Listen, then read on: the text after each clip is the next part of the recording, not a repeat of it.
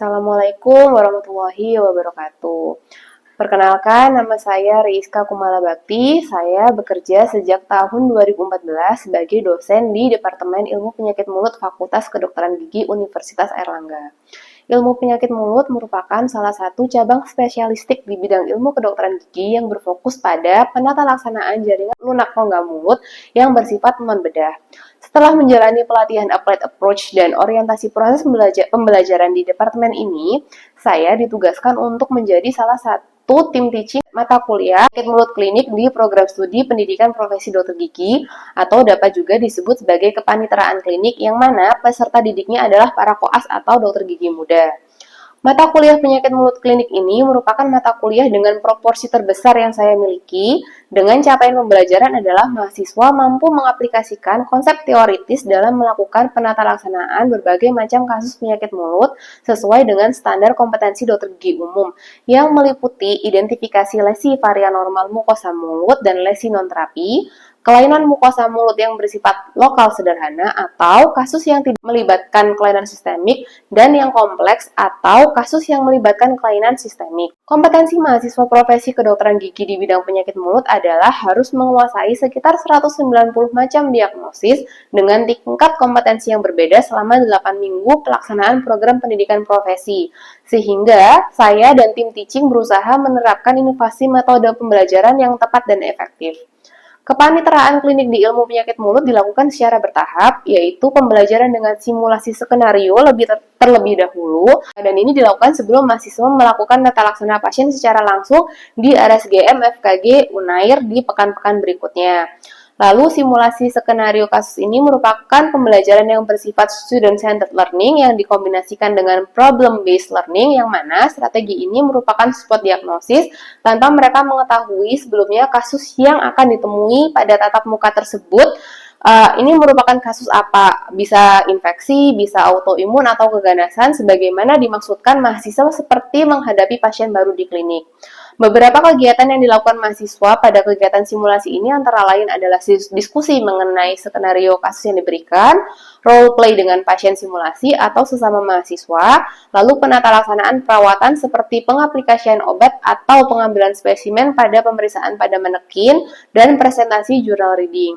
Saya bertugas di pertemuan pada 2 pekan awal pertama putaran stase atau kepaniteraan dengan satu kelompok yang terdiri atas sekitar 13 hingga 15 mahasiswa dengan pembelajaran dilakukan di ruang diskusi atau praktikum sehingga menjadikan kegiatan belajar lebih atraktif dan interaktif.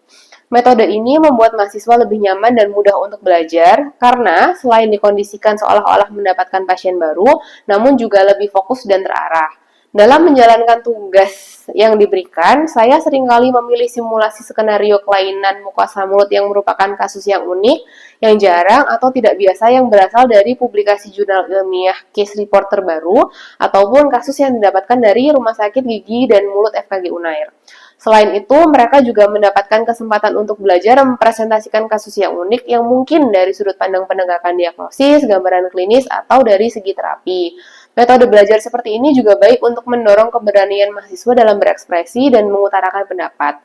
Selain itu, diharapkan dengan adanya variasi kasus yang baru yang dipelajari, hal ini dapat memperluas wawasan mahasiswa dan mendorong mereka tidak hanya lebih berpikir kritis dan analitis, namun juga keberanian berinteraksi dengan pasien sehingga lebih mampu untuk menghadapi pasien secara langsung di pekan kepaniteraan klinik selanjutnya.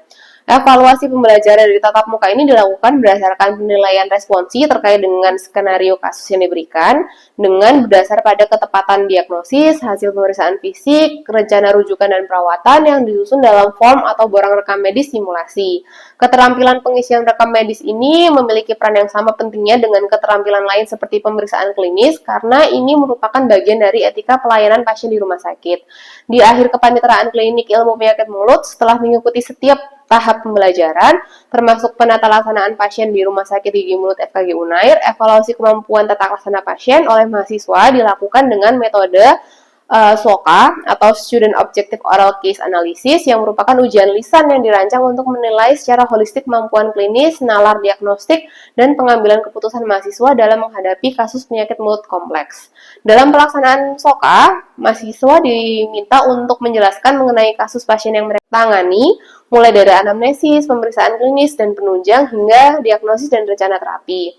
Evaluasi dilakukan oleh tim penguji secara langsung dan berbasis rubrik kinerja terstandar yang mencakup aspek kognitif, psikomotor, dan afektif. Ujian ini tidak hanya menilai ketepatan klinis, tapi juga kemampuan mahasiswa untuk mengintegrasikan ilmu dasar, evidence ilmiah, dan pertimbangan etis dalam menata laksana pasien. Pendekatan ini telah menunjukkan efektivitas dalam membangun kepercayaan diri mahasiswa serta kesiapan praktik mandiri yang tercermin dari hasil evaluasi dan umpan balik dosen maupun mahasiswa. Demikianlah deskripsi pengajaran dari saya, Rizka Kumala Bakti dari Departemen Ilmu Penyakit Mulut FKG Unair. Terima kasih. Wassalamualaikum warahmatullahi wabarakatuh. Selamat siang adik-adik. Siang dokter. Ketemu lagi ya sama saya, Dr. Rizka. Jadi hari ini kita akan belajar mata kuliah kalian ya, yang di profesi ini adalah suatu ya. Misalnya KGD 501 kan profesi ya, dan kalian kan nanti juga ada tahap-tahap yang kerja pasien secara langsung di RSDM.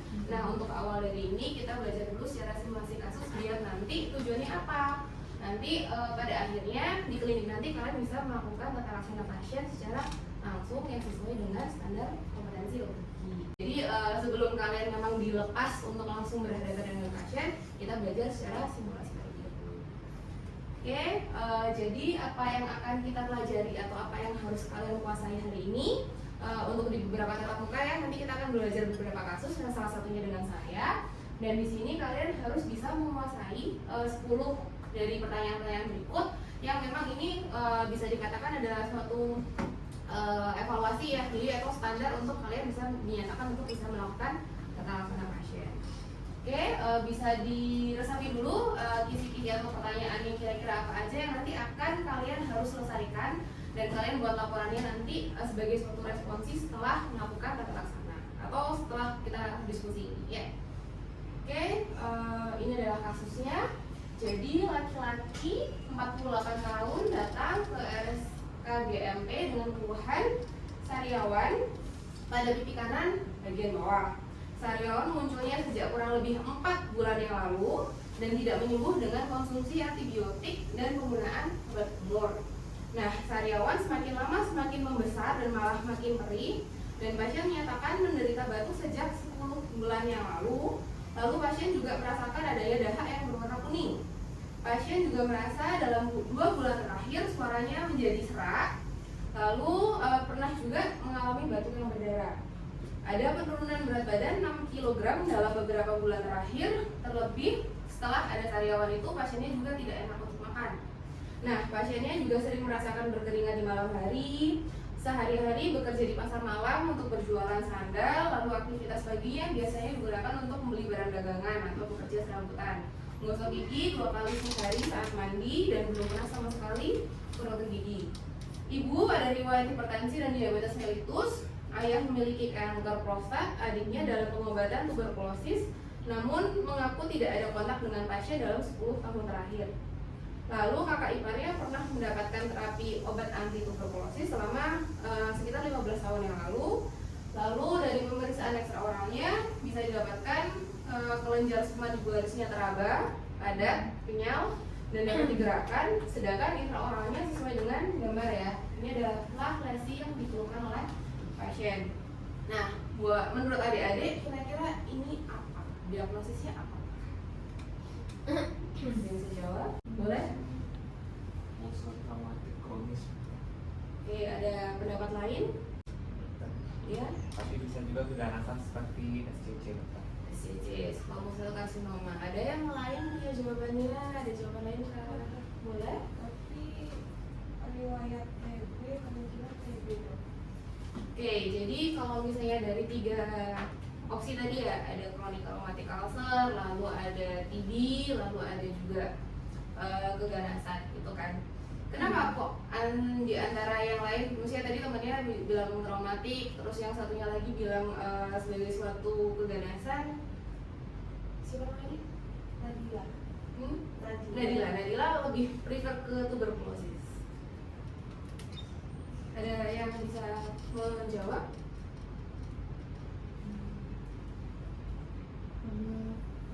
Tadi ada riwayat TB-nya, Lalu sama ada kelenjar submandibularis kanan teraba.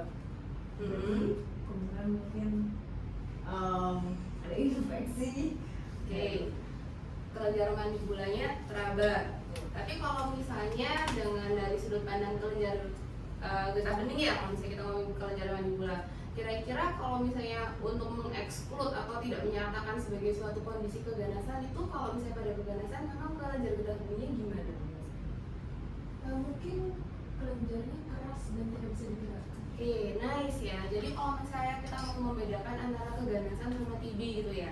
Nah, kalau misalnya dari segi sudut pandang cerita pasien sama-sama lama, atau mungkin pasien keganasan itu juga mungkin loh kalau misalnya dia merasakan adanya penurunan berat badan secara drastis, itu sangat mungkin gitu kan. Tapi hal itu bisa biasnya gara-gara apa? Orang mau keganasan atau infeksi, kalau misalnya dia nggak bisa makan, makannya nggak nyaman, otomatis itu juga akan mengurangi berat badannya secara drastis gitu kan. Tapi memang salah satu kunci di sini adalah kelenjar getah beningnya yang memang masih bisa digerakkan, karena biasanya pada keganasan kelenjar getah beningnya itu rada keras tuh.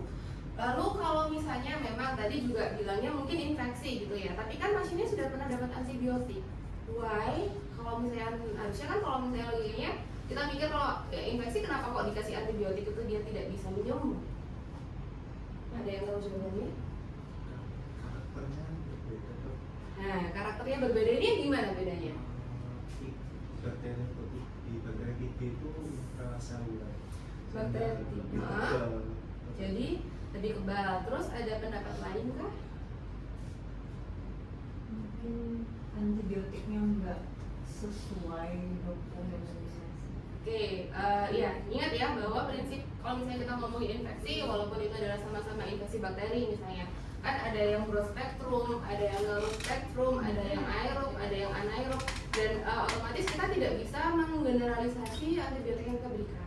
Ya, sesuai dengan Iban tadi yang bilang ya, kalau misalnya karakternya beda, bakteri ini sifatnya intraseluler, iya betul gitu kan. Itu salah satu juga yang akhirnya kenapa bakteri ini punya obat yang sendiri, obat yang berbeda, karena memang penanganannya pun berbeda gitu. Kenapa kok obat tuberkulosis itu sendiri disebut sebagai OAT, dia berbeda kan? Kenapa bukan antibiotik biasa? Karena memang dia punya karakter yang berbeda.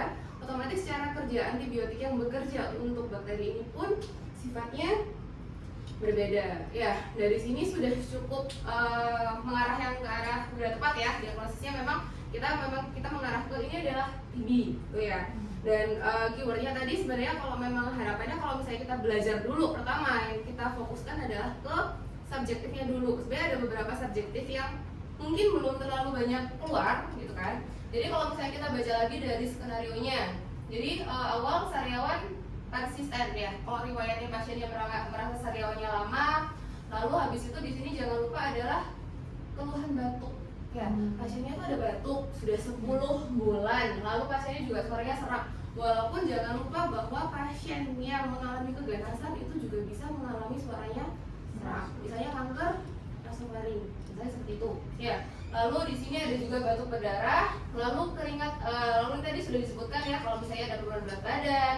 Lalu jangan lupa keringat malam, keringat dingin yang malam hari itu biasanya ciri-ciri dari kondisi TB juga. Nah, di sini penting juga, walaupun mungkin di sini informasi ini tidak keluar ya, maksudnya kita tidak tahu bagaimana aktivitas pasien selain berjualan ini. Yang perlu kita tahu nanti kalau misalnya memang ya kita mengarah ke TB, jangan lupa mempertanyakan atau konteks tracing patients gitu. Tracing itu apa maksudnya? Kita harus tahu siapa aja yang kontak dengan pasiennya, tempat tinggalnya seperti apa, kumuh atau tidak, padat penduduk atau tidak, karena itu termasuk faktor risiko dari tuberkulosis. Ya, jadi kalau misalnya kita bahas TB, otomatis pertama kita bisa bilang etiologinya apa? Bakteri itu tadi. Lalu faktor predisposisinya adalah misalnya lingkungan padat penduduk, lalu misalnya lingkungan yang kumuh seperti itu. Nah, baru dan juga ada riwayat keluarga yang menderita TB. Nah, ini juga bisa jadi Mungkin dia tidak kontak dengan pasiennya secara langsung, tapi kontak dengan orang yang pernah kontak dan mungkin membawa atau mungkin laten ya sifatnya. Karena itu tadi kalau misalnya kita balik lagi ke sifat atau karakter dari bakterinya sendiri, dia adalah intraseluler. Apa kelebihan ya jatuhnya? Kelebihan dari bakteri ini kalau misalnya terhadap sistem imun, karena dia bisa sembunyi. Jadi akhirnya tubuh kita tidak bisa mengenali adanya kelainan sampai akhirnya imunitas pasiennya ini sendiri turun. Kalau misalnya imunitas pasiennya itu turun, otomatis baru dia akan flare atau timbul suatu penyakit. Baru kita konfirmasikan dari subjektifnya ke arah kondisi klinisnya. Nah, dari klinis seperti ini kira-kira deskripsinya seperti apa? Izin dokter, Yes. mungkin lesi pada mukosa labial berupa ulcer single besar persisten. Terus cuman ukuran aja, ukuran sudah, lokasi sudah, lalu apa lagi? Permukaannya? Permukaannya kasar atau bergelombang ya, ini nggak halus ya kalau kayak gini. Terus apa lagi? Warnanya apa? Tepi ya. Kenapa? Jadi kalau misalnya secara klinis ya, kalau misalnya tadi saya setuju dengan kemungkinan jawaban. Misalnya kita katakanlah kita exclude, kita nggak tahu nih konteks skenarionya seperti apa. Kalau yang saya cuma dapat gambar kayak gini, kira-kira ini apa gitu kan? Bisa jadi memang itu tadi OSCC kah, entah itu adalah suatu traumatik kronis gitu kan, kronik traumatik ulcer. Nah ini kenapa kalau saya ingin, karena sama-sama lesinya besar misalnya, nggak sembuh-sembuh. Kalau misalnya logikanya kronik traumatik ulcer, kalau penyebab traumanya itu tidak dihilangkan dalam jangka panjang, otomatis kan dia akan terus mengiritasi. Makanya lesinya tambah lama tambah besar, kayak gitu konsepnya ya. Nah kalau misalnya dari sini kondisinya lah, terus kalau misalnya kita nggak tahu skenarionya nih, kok gimana kita tahunya kalau misalnya ini adalah benar-benar suatu lesi TB ataukah memang itu adalah suatu traumatik ulcer yang kronis? Berarti gimana caranya? Penunjang. Nah, bisa dilakukan pemeriksaan penunjang. Kira-kira kalau misalnya kayak gini, pemeriksaan penunjangnya apa? Dilakukan swab atau mukosa, lalu dilakukan pengecekan dengan mikroskop. Dilakukan pengecekan dengan mikroskop. Apakah semua pemeriksaan secara mikroskopis itu bisa dilakukan untuk kasus TB? Gimana? Ada yang bisa jawab? Tadi ada clue-nya dikit loh, tadi saya bilang loh. Ada bakteri kan beda-beda, ya kan? Ada bakteri beda-beda. Apakah semua pengecatan itu bisa berlaku sama? Enggak. Ya, jadi kalau misalnya kita bahas tentang TB, itu kan bakterinya ada namanya khusus. Bakteri tahan asam. Ya, bakteri tahan asam. Bakteri tahan asam itu makanya pemeriksaannya khusus, atau nama lainnya yang pernah dengar? Clue-nya ZN. Zil-Nielsen ya. Nanti dievaluasi lagi ya, dibaca lagi ya. Nah, dari sini kalau misalnya biasanya kalau kita ngomongin infeksi ya, standarnya infeksi adalah pemeriksaannya pemeriksaan penunjangnya biasanya harusnya adalah gold standar adalah kultur. Tapi kira-kira untuk kasus ini kultur itu perlu atau tidak, atau berguna atau tidak untuk kasus dari tuberkulosis?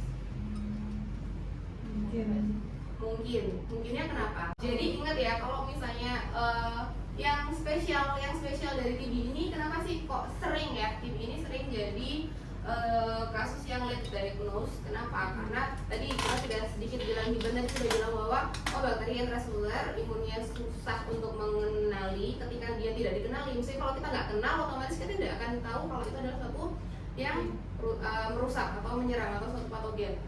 Dua, si TB ini kenapa juga jadi susah dikenali? Karena dia tumbuhnya lambat. Nah, good. Kalau misalnya karena dia tumbuhnya lambat, karena logikanya kalau dia tumbuhnya lambat, kalau kita kultur lambat juga dong, gitu kan. Bahkan kalau secara teori dia bisa memerlukan waktu sekitar 6 atau 8 minggu untuk kita kultur atau untuk kita lihat ada pertumbuhan atau tidak. Nah, sedangkan kita tahu tadi sudah ada yang bilang ya bahwa penyakit ini sifatnya gimana?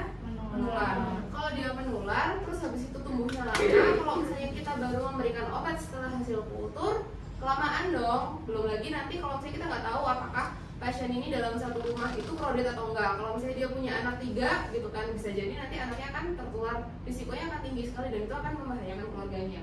Otomatis kalau misalnya seperti ini, kultur itu walaupun memang ada kasus infeksi adalah suatu gold standar, tapi biasanya karena terlalu lama memang pemeriksaannya yang lain gitu. Jadi seperti tadi sudah dibilang ya, lebih ke pemeriksaan yang tadi kita sudah bahas, Nielsen misalnya. Lalu mungkin ada pemeriksaan lain yang kiranya lebih cepat dan sekarang sudah banyak diaplikasikan di vaskes-vaskes. Ada yang pernah tahu? PCR. Ya, sebenarnya prinsipnya lebih ke arah pemeriksaan yang memang molekuler ya. Jadi memang lebih cepat. Nah, tapi kultur ini masih tetap bisa berguna kalau apa?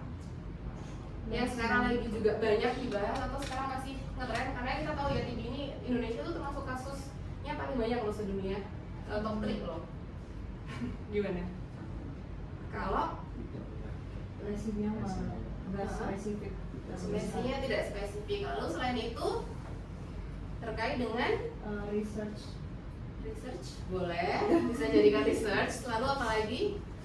Resistensi. Ya, jadi jangan lupa bahwa kita juga belajar ya, walaupun ini mungkin kemungkinan kalian ketemu 1:sekian di rumah sakit, tapi ketahuilah bahwa beberapa hari yang lalu saya dapat pasien ini.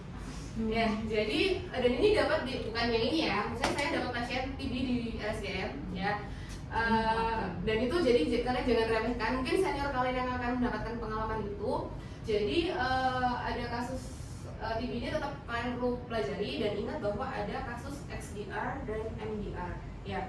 MDR itu adalah multi drug resistant dan XDR adalah extreme extra ya, ini ya lebih tinggi lagi dari levelnya yang MDR. Nah, kasus seperti ini nih kenapa kok kultur berguna? Karena untuk mengetahui obat apa, regimen obat apa yang akan lebih baik untuk diberikan kepada pasien TB. Ingat, kompetensi untuk memberikan obatnya adalah kompetensi siapa? Bukan kita, ya, bukan dari kita. Tapi ini perlu kalian tahu ya. Jadi sharing, kalau misalnya beberapa hari yang lalu saya tadi dapat pasien, sejujurnya awalnya saya tidak mendeteksi ini sebagai suatu TB ulcer. Karena apa? Di gigi yang kontak dengan pasien lesinya, awalnya itu sebenarnya pasiennya mengaku tergigit. Nah, setelah tergigit, terus habis itu katanya nggak sembuh-sembuh, dan kita temukan apa? Ada faktor lokal di sini, ada GT GTSL-nya akrilik yang dipasang di tukang gigi. Nah, otomatis itu adalah faktor trauma yang awalnya saya perkirakan. That's why awalnya kita berpikir bahwa ini adalah suatu CTU atau chronic traumatic ulcer. Nah, lalu dengan pemeriksaan penunjang bla bla bla itu baru akhirnya kita temukan bahwa pasien ini menderita TB. Itu sedikit sharing yang kemarin kita temukan ya. Jadi mungkin nanti adik-adik ketika di klinik langsung akan ya, kalau misalnya rezeki alhamdulillah ya bisa dapat pasien yang seru kayak gitu ya. Nah, lanjut ke terapi. Tadi kan sudah sedikit saya singgung bahwa terapinya adalah bukan dari kita yang memegang gitu kan. Lalu kira-kira perannya adik-adik ini kalau misalnya dapat pasien kayak gini, apa yang akan kalian lakukan? Apa yang bisa kalian lakukan untuk pasien? Apakah? Dirujuk kemana?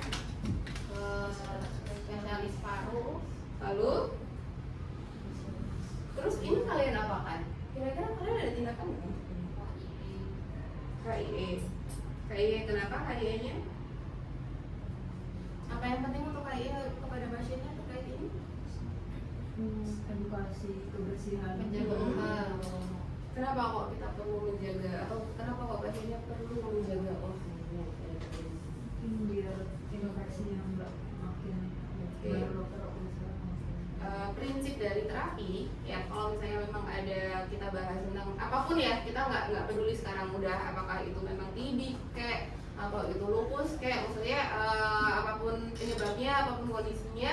Kenapa sih kalau misalnya pasien yang datang dengan kita terlebih kondisinya sistemik yang memang perawatannya bukan utamanya dari kita, tapi sebenarnya kita masih punya peran, terlebih memang ada lesi oralnya. seperti Zanira tadi bilang, untuk mencegah adanya suatu atau mencegah perkembangan dari penyakit itu sendiri. Kalau misalnya kita tahu dari rongga mulut itu bakterinya kan banyak sekali, mikroorganismenya banyak sekali. Kalau misalnya ini kita tidak bantu jaga OH-nya, risikonya apa? Penyembuhannya akan terhambat. Kenapa kok penyembuhannya terhambat? Karena risiko infeksi sekunder. Nggak jarang pasien yang datang dengan kondisi seperti ini justru malah tidak mau menggosok gigi, sering. Itu sering kita dapatkan di RSGM ya. Jadi entah itu memang karena faktor alu, entah itu karena TB ulcer, itu justru ketika kita buka mulutnya kalkulusnya banyak banget gitu kan. Jadi kayak loh kok malah nggak mau gosok gigi pak? Iya sakit loh gitu. Nah dari sini kita harus edukasi gitu kan. Atau misalnya kalau pasiennya terlalu takut, ada yang kita bisa lakukan adalah persepan. Kira-kira persepan apa yang bisa kita lakukan atau kita berikan? Setidaknya adalah anti nyeri. Selain anti nyeri ada yang penting juga tadi untuk mencegah infeksi sekunder berarti harus ada antibiotik, antiseptik. Ya.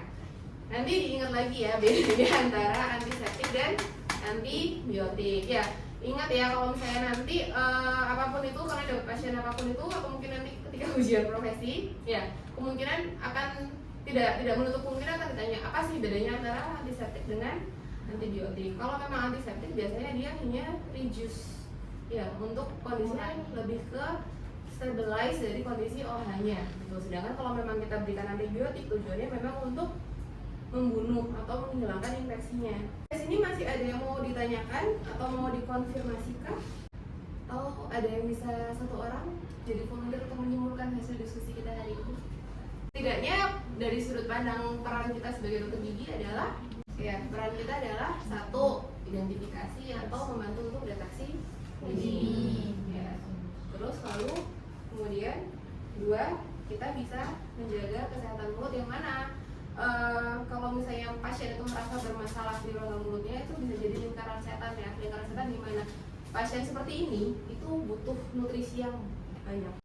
Kita nggak tahu informasi apakah pasiennya ini mengalami penurunan berat badan itu emang awalnya gemuk jadi malah normal gitu kan. Apakah memang awalnya normal terus malah jadi underweight gitu kan.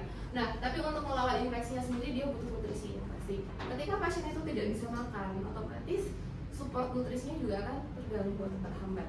Itulah kenapa kalau misalnya kita bisa membantu pasiennya untuk lebih mendapatkan relief of pain itu jauh lebih bagus. Kenapa? Karena dia akan lebih nyaman untuk makan. Tuh. Ya, jadi sampai sini sudah tidak ada pertanyaan lagi. Ya, jadi sejauh ini sudah cukup ya kalau memang dari diskusi yang memang kita harus tahu konteks dengan masalah diagnosis. Tapi untuk selanjutnya, jadi nanti kan jangan lupa kalau misalnya tata laksana pasien kalian juga harus bisa untuk melakukan pemeriksaan secara fisik, lalu juga nanti melihat kelenjar getah beringnya seperti apa. Lalu nanti kalau misalnya kita mau ada tindakan nih, kita mau apakan sih, entah itu mau swab tadi seperti Pia tadi bilang kan di swab jaringannya, lalu dikirim untuk pemeriksaan penunjang. Nah itu nanti bukan bisa kita agendakan untuk pertemuan selanjutnya besok siang ya. Nah sejauh ini dari sini, tapi ingat bahwa dari kasus ini kita bisa belajar bahwa kita punya peran sebagai dokter gigi ya untuk mengidentifikasi juga untuk mensupport dari pasiennya sendiri atau mensupport dari kesehatan pasiennya. Kedua, kita juga perlu tahu bahwa kita tuh perlu skills untuk anamnesis yang baik ya. Jadi nanti mungkin memang pelan-pelan, kita tidak mungkin begitu pertama kali terjun ke rumah sakit kita langsung bisa jago untuk bertanya. Apalagi mungkin ada beberapa konteks yang pertanyaannya akan sensitif ya. Dan itu memang butuh skills, dan itu mungkin memang butuh latihan yang banyak gitu ya. Lalu jangan lupa tidak hanya untuk bisa bertanya, tapi kita juga harus bisa berpikir secara holistik atau secara kritis gitu kan. Jadi kalau misalnya memang kita sudah punya dugaan, oh mungkin penyakit ini terkait dengan infeksi, makanya kita harus tahu tracingnya seperti apa. Misalnya dari kasusnya seperti itu kan, jadi kita harus lihat keluarganya seperti apa, riwayatnya dulu seperti apa gitu kan. Karena apa? Seperti riwayat seperti misalnya ada keluarga yang punya TB gitu, itu kan mungkin tidak akan keluar dari pasien dari pertama kali kita analisis gitu. Jadi itu memang butuh latihan dan ketekunan untuk ya belajar. Cukup sekian dari saya hari ini. Kalau memang tidak ada yang ditanyakan lagi, sampai jumpa besok dengan sudah selesai menyelesaikan 10 pertanyaan yang tadi. Oke, semoga bermanfaat. Wassalamualaikum warahmatullahi wabarakatuh. Waalaikumsalam warahmatullahi wabarakatuh. Terima kasih dokter.